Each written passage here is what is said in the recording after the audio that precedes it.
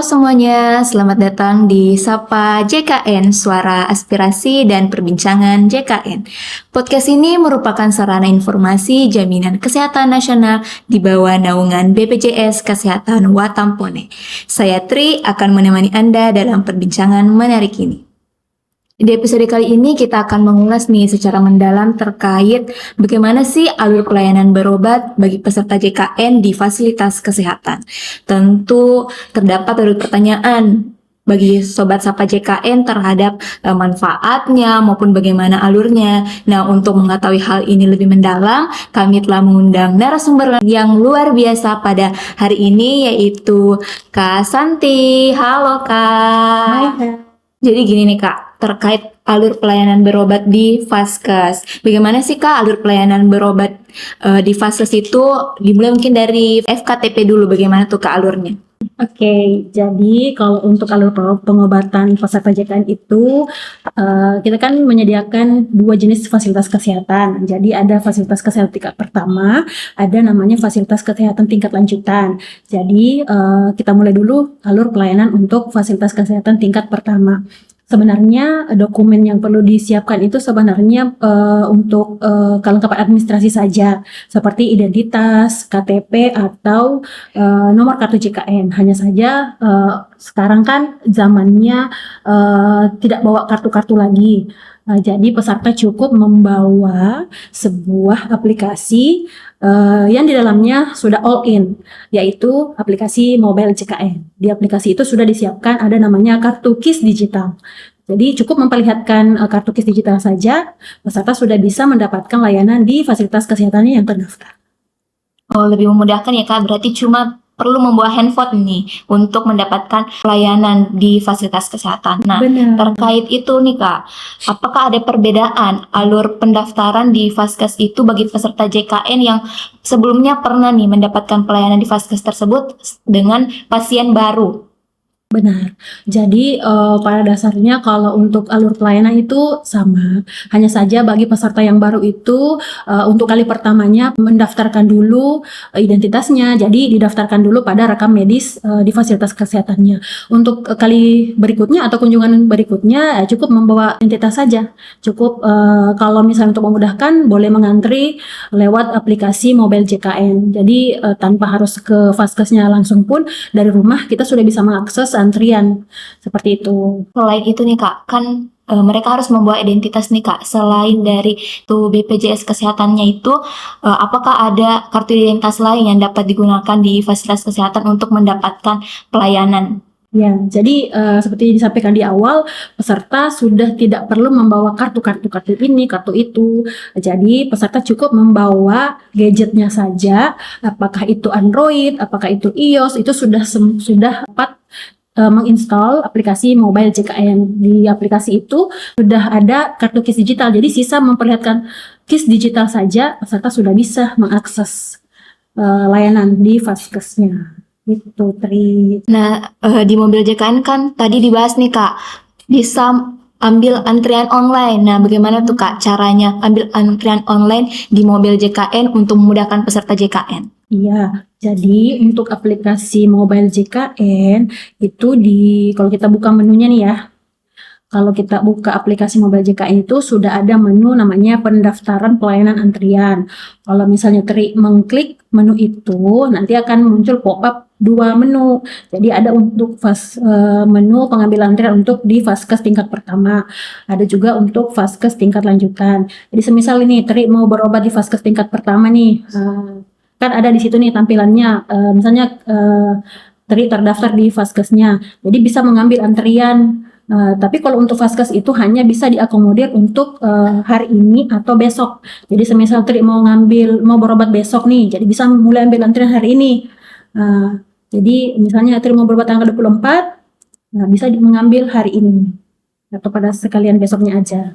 Jadi memilih poli apa yang mau dilakukan pengobatan, terus memilih siapa nama dokternya dan mengisi keluhannya. Nanti bisa langsung deh tersimpan nomor antriannya.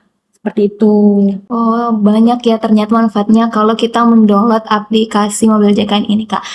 Selain memudahkan untuk dalam pengambilan antrian online, selain itu Kak, apa ada manfaat lain di mobil JKN? Iya, jadi selain mendaftarkan antrian misalnya, kita juga bisa tahu.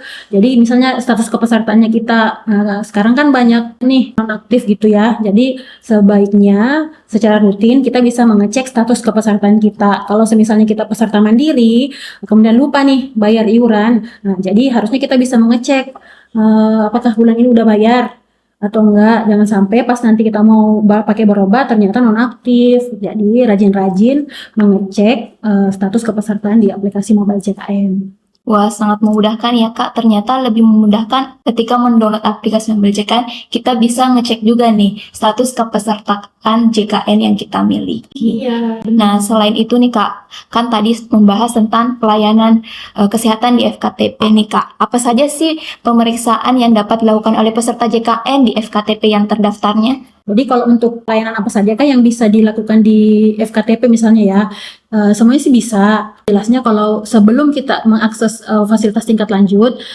kita harus mendatangi dulu fasilitas kesehatan tingkat pertama.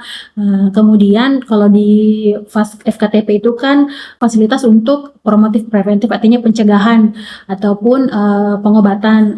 Program utamanya yaitu adalah Prolanis, program penyakit kronis. Tapi kalau di FKTP itu ada dua diagnosanya yang lebih diutamakan untuk pelayanannya, yaitu DM dan HT. Jadi untuk peserta yang menderita penyakit diabetes mellitus atau hipertensi itu membentuk sebuah klub, nanti akan lebih intens untuk dilakukan promotif dan preventifnya di FKTP seperti itu. Nah, kan ada nih Kak yang dikatakan tahap pencegahan maupun promotif di KTP. Selain dari program Prolanis nih Kak, apakah pencegahan di FKTP itu termasuk kayak screening kesehatan? Apakah Betul. ada pelayanannya di FKTP? Iya, ada namanya screening kesehatan. Screening riwayat kesehatan juga bisa dilakukan di FKTP. Jadi ketika pasien atau peserta yang terdaftar di FKTP itu mengakses layanan di FKTP, nanti dibantu oleh petugasnya untuk melaksanakan screening. Tapi sebenarnya screening itu bisa kok kita lakukan sendiri, bisa diakses di aplikasi mobile JKN juga. Jadi boleh dicek-cek lah sebelum mengakses layanan. Sebaiknya kita screening dulu. Itu screening dilakukan minimal 1 kali dalam setahun. Oh, seperti itu ya Kak. Ternyata bisa juga ya screening kesehatan secara online. Iya. Dari banyaknya ini manfaat mendapatkan pelayanan di FKTP nih Kak. Bagaimana jika peserta JKN berada di luar FKTP terdaftarnya? Apakah masih bisa mendapatkan pelayanan nih Kak di luar FKTP terdaftarnya? Benar. Jadi, semisal peserta, jadi kan kita kan masing-masing mempunyai vaskes terdaftar kita, tapi semisal kita berada di luar daripada domisili kita dan kita membutuhkan layanan kesehatan, sebenarnya kita masih bisa mengakses vaskes terdekat pada saat itu kita berada di mana.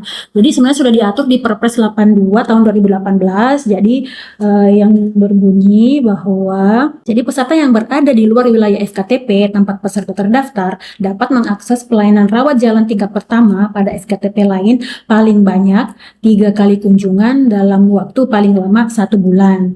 Jadi semisalnya Tri kan terdaftarnya mungkin di daerah A, kemudian liburan tapi sakit, jadi Tri bisa mengakses ke tempat pada saat itu Tri berkunjung. Jadi nggak boleh dibatasin, nggak boleh ada diskriminasi terhadap peserta yang berada di domisili. Dan di FKTP itu sudah dipasang semacam komitmen yang namanya janji layanan. Jadi misalnya jalan-jalan nih ke vaskes, cek-cek tuh apakah ada dipasang banner janji layanan. Di situ disebutkan bahwa tidak boleh membatasi layanan untuk peserta yang berada di luar domisili. Seperti itu. Jika ada pembatasan, boleh dilaporkan ke PIPP FKTP-nya atau melapor ke aplikasi mobil JKN juga. Jadi sudah ada nih fasilitas atau sarana untuk pengaduan dari layanan kesehatan. Oh, seperti itu ya Kak. Ini sangat memudahkan akses pelayanan kesehatan ya Kak bagi peserta JKN itu sendiri.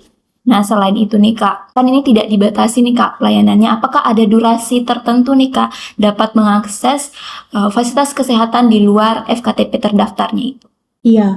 Jadi paling banyak peserta itu bisa mendapatkan layanan di luar vaskes domisilinya itu paling banyak 3 kali dalam sebulan. Seperti itu. Walaupun misalnya peserta itu akan berada dalam waktu lebih daripada 3 bulan, disarankan untuk melakukan perubahan vaskes. Lagi-lagi perubahan vaskesnya bisa melalui mobile JKN tanpa harus mendatangi kantor BPJS. Wah, sangat memudahkan sekali ya Kak, dan dapat dijangkau secara online ternyata di mobile JKN. Nah, selain itu nih Kak, jika ada peserta nih Kak, peserta JKN itu dia ingin mendapatkan pelayanan kesehatan tapi atas permintaannya sendiri, tapi ini di FKRTL dan dalam kondisi dia tidak gawat darurat, apakah boleh tuh Kak? Ini juga udah diatur di Perpres juga yang terbaru ini. Jadi di Perpres 59 tahun 2024 itu perubahan ketiga dari Perpres 82 mengatakan bahwa itu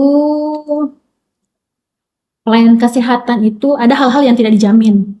Nah, jadi salah satunya adalah hal-hal yang tidak dijamin itu adalah rujukan atas permintaan sendiri. Karena yang namanya permintaan sendiri kan di luar daripada prosedur.